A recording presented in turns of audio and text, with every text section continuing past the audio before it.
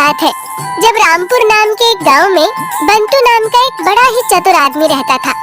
बंटू इतना चालाक था कि सब उससे बचकर रहते थे कि कहीं वो उनको बेवकूफ न बना दे, पर फिर भी वो अपनी चतुराई से सबको बेवकूफ बना ही देता था। पूरे गांव में कोई भी ऐसा नहीं था जो बंटू को बेवकूफ बना सके। एक दिन की बात है जब श्यामलाल और रामप्रसाद दोनों बरगद के पेड़ के नीचे बैठे थे कि तभी वहाँ से बंटू गुजर रहा था। देख रहे हो रामप्रसाद इस बंटू को? सही में इससे चालाक आदमी मैंने पूरे गांव में नहीं देखा।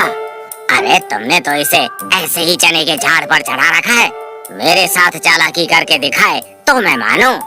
अरे भैया तुम तो इसके आगे कुछ नहीं हो। अरे तुम जानते ही क्या हो मेरे बारे में, ऐसे ऐसे 30 बार खा मेरे आगे पानी भरते थे। अच्छा ऐसी बात है तो फिर इसको बेवकूफ बना कर दिखाओ तब मानूंगा। हाँ हाँ क्यों नहीं, पर अगर जो मैंने इसे बेवकूफ बना दिया तो तुम मुझे 50 रुपए दोगे। हाँ हाँ क्यों नहीं, पर जो अगर इसने उल्टा तुम्हारा ही बेवकूफ बना दिया तो तुम मुझे 50 नहीं 200 रुपए दोगे। हाँ हाँ मुझे मंजूर है। उसके बाद रामप्रसाद अपने घर चला जाता है और सोचने लगता है कि आखिर बंटू को बेवकूफ कैसे बनाया जाए। तभी रामप्रसाद की पत्नी शीला वहाँ आती है और रामप्रसाद से बोलती है, अजी इस गाय को किसी को बेच क्यों नहीं देते? ये अब दूध नहीं देती और किसी काम की नहीं रही, बेकार में इसे क्यों खिलाओ पिलाओ? हाँ तुम सही कहती हो, मैं कल ही इसे बेच कर आता हूँ। अरे पर इसे कौन खरीदेगा? बस तुम देखती जाओ। अगले दिन रामप्रसाद अपनी गाय गौरी को बरगद के पेड़ के नीचे लेकर बैठ जाता है। वहीं पर श्यामलाल भी होता है। रामप्रसाद तभी जोर जोर से चिल्लाने लगता है, अगर किसी को गाय चाहिए तो ले जाओ, मैं बहुत सस्ते में गाय बेच रहा हूँ। तभी वहाँ से बंटू गुजरता है और रामप्रसाद को देखकर रुक जाता है। अरे क्या? अरे भैया क्या हुआ? क्यों बेच रहे हो अपनी गौरी को? अरे वो इसकी गाय। अरे तुम चुप रहो, मुझे बोलने दो। अरे भाई बंटू, पैसों की जरा सख्त जरूरत पड़ गई है, बस इसीलिए बेच रहा हूँ इसे। हमारी इतनी बढ़िया गाय है कि क्या बताएं, इतना भर भर कर दूध देती है। अच्छा वैसे कितने में दोगे अपनी गौरी को? 500 में दूंगा। ये तो बहुत ज्यादा है, 200 रुपए में दोगे तो बताओ। ठीक है भैया इतने ही दे दो, अब मजबूरी में है, वरना मैं अपनी गौरी को कभी ना बेचता। रामप्रसाद अपनी गाय बंटू को बेचकर बड़ा खुश होता है और बंटू के जाने के बाद श्यामलाल को बड़े ताव से बोलता है, देखा मैंने बोला था ना कि मैं इस बंटू को बेवकूफ बना सकता हूँ। देखो अब मैंने कैसे एक बेकार गाय को 200 रुपए में बेच दिया, जिसकी कीमत 100 रुपए भी नहीं थी। हाँ भाई मान गए तुमको, ये लो शर्त के मुताबिक 50 रुपए।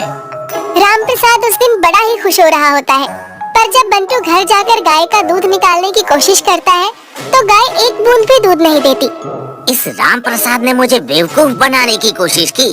अच्छा जी, इसे लगता है पता नहीं कि बंटू क्या चीज है। अगले दिन बंटू उसी गाय को उसी बरगद के पेड़ के नीचे बांधकर खड़ा हो जाता है और लॉटरी के टिकट बांटने लगता है। आओ आओ 10 रुपए में लॉटरी का टिकट लो और जिसकी लॉटरी निकली उसको ये गाय मिलेगी। ये सुनकर वहाँ 2-3 लोग इकट्ठा हो जाते हैं और बंटू से 10-10 रुपए के लॉटरी के टिकट खरीद लेते हैं। बंटू 20 लॉटरी के टिकट बेच देता है, जिसके बदले उसे पूरे 200 रुपए मिल जाते हैं। अब अगले दिन हरिया की लॉटरी का टिकट निकल आता है। हरिया बड़ा खुश हो जाता है। अरे बंटू भैया, ये तो हमारा लॉटरी का टिकट निकल गया है, अब तो ये गाय हमारी हुई। अरे हाँ हरिया भैया, चलो मुबारक हो तुमको, ये ले जाओ अपनी गाय। हरिया अपनी गाय घर ले जाता है, पर जब वो गाय दूध नहीं देती तो वो अगले दिन उस गाय को लेकर वापस बंटू के पास आता है और उससे बोलता है, अरे ये गाय तो दूध ही नहीं देती, एकदम बेकार गाय है, मुझे नहीं चाहिए ऐसी गाय जो किसी काम की ही नहीं है, मैं इसका क्या करूँगा? अरे भैया गुस्सा मत हो, ये लो अपने 10 रुपए वापस, अब खुश? हाँ भैया अब हम चलते हैं। बंटू फिर से अपनी गाय को लेकर बरगद के पेड़ के नीचे खड़ा हो जाता है और फिर से ऐसा ही करता है। वो रोज के 100-200 रुपए भी कमाने लगता है और गाय भी घूम फिर कर उसी के पास आ जाती है। अब एक दिन जब बंटू अपनी गाय लेकर गांव के बाहर जा रहा होता है, तब उसे रास्ते में रामप्रसाद और श्यामलाल मिल जाते हैं। अरे बंटू क्या हुआ, कहाँ घुमाने ले जा रहे हो इसे? घुमाने नहीं, पैसा कमाने ले जा रहा हूँ। इस गाय से पैसा कैसे भैया? हाँ भाई, ये काम तो बहुत बढ़िया है। मैं रोज के 100-200 के टिकट भेज देता हूँ और जिसकी गाय निकलती है उसे दे देता हूँ।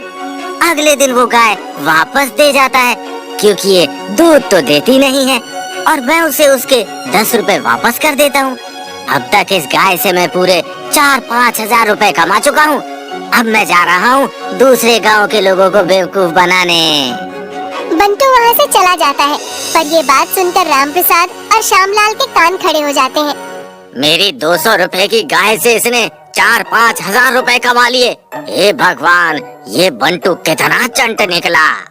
मैंने तो तुमको पहले ही बोला था कि इसके जैसा चंट पूरे गांव में कोई नहीं है। देखो कैसे तुम्हारी बिना दूध देने वाली गाय से भी इसने पैसा कमा लिया और तुमको भी बेवकूफ बना दिया। सही कहते हो तुम रामलाल, मैं मान गया भैया। उसके जैसा चंट पूरे गांव में तो क्या, पूरी दुनिया में कोई नहीं। हाँ तो चलो शर्त के मुताबिक अब मुझे पूरे 200 रुपए और मेरे 50 रुपए भी दो।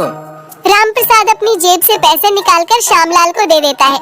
उसकी गाय और पैसे दोनों ही चले जाते हैं और बंटू अपने चंट स्वभाव के कारण सबको बेवकूफ बनाता रहता है।